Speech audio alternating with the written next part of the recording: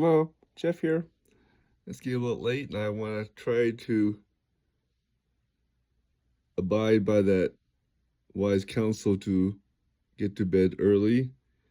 Uh, I'm determined to get that 7 or so hours of sleep tonight, and so I need to keep this short, so I can get this ready for bed early for tonight for a start tomorrow morning.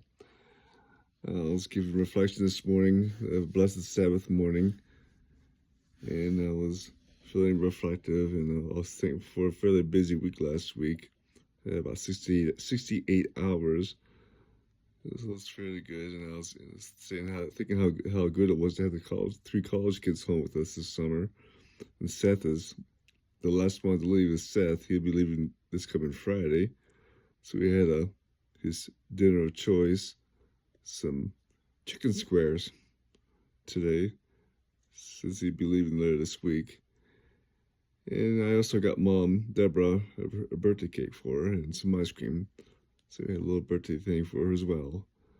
I got a new heater element for the dryer, but unfortunately it's the wrong type, so we're still with a dryer with a heater in it. Such is life. I'll try again to get something at the proper model this time, the next time. And back to the Book of Mormon, where Helaman's talking about stripping the warriors. And there was a quote here that says, "They stand fast in that liberty wherewith God hath made them free." That I was thinking about that simple declaration is made throughout the Book of Mormon several times, and also made in another place in the New Testament. I found a cross-reference of writing of Paul saying, "What do you say here? Stand fast, therefore, in the liberty wherewith Christ has made us free. Be not entangled again with the yoke of bondage of sin." And I pray we are grateful for deliverance that we have received from God. And we'll be careful in situations and behaviors that will drag us down and ensnare us in the bondage of sin. And we can stand fast in that liberty which God has made us free, not ensnare us in bondage, like I said, in sin. For often when we get off the covenant path, I found a quote from Isaiah where he said, "Fear and the pit and the snare are upon thee, O inhabitant of the earth."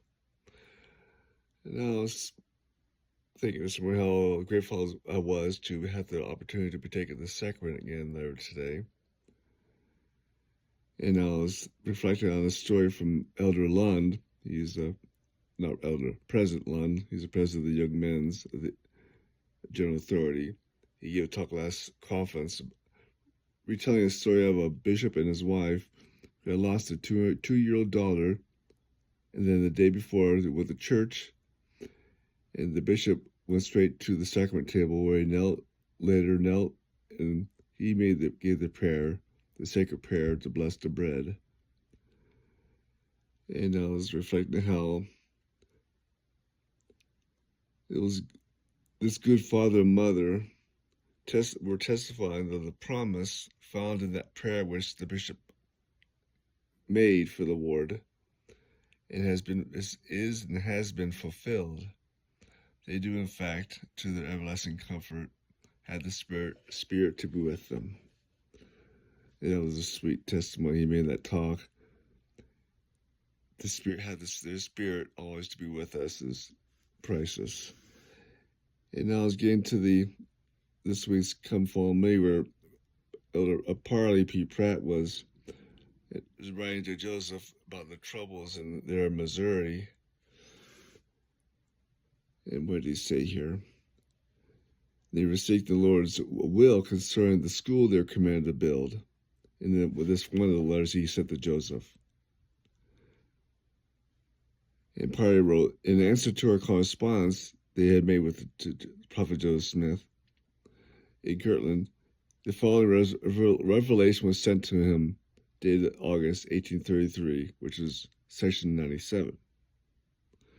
It's interesting to note that Joseph Smith in no way could have known the goings on down there in Missouri, and ultimate from the angry mobs down there made them make a pact to leave by that spring. No way Joseph knew that. But then in the section Revelation, he sent to Parley, in another sense down there in Missouri, we see that section the Lord makes it an ultimatum to them from him, sort of a counter ultimatum in a way, I guess. Where it says, where does it say here? It says, the axe is laid at the root of the tree, and every tree that bringeth forth not good fruit shall be hewn down and cast into the fire. I, the Lord, have spoken it. I was going, wow. Section 9 was full of if or then statements that prophesies that if the saints obey the commandments and sacrifice to build a temple in their independence, then Zion will prosper and become great and immovable. She'll escape her enemies. If she observe all things whatsoever I command her. Well, they're facing angry mobs demanding they leave, and here they get this revelation saying they are commanded to build a temple there. The saints of Zion, but the saints down there in Zion were not unified and not committed to keep their commandments. Parley later wrote. He noted, notwithstanding many were humble and faithful, the threatened judgment was poured out to the uttermost. It is possible for Joseph to have known the storm that had broken out there in Missouri on August 6th when he sent the letter containing these sections. And the warnings of the revelation take a more somber tone, knowing the Lord was aware of the danger that the saints faced there in Missouri, though. And the persecution down there in Missouri came through a mixture of the saints' transgressions and the bigotry or intolerance of those settlers who were residing there in Jackson County. And they saw the saints come to the region as a threat to them, to their beliefs of slavery or whatever.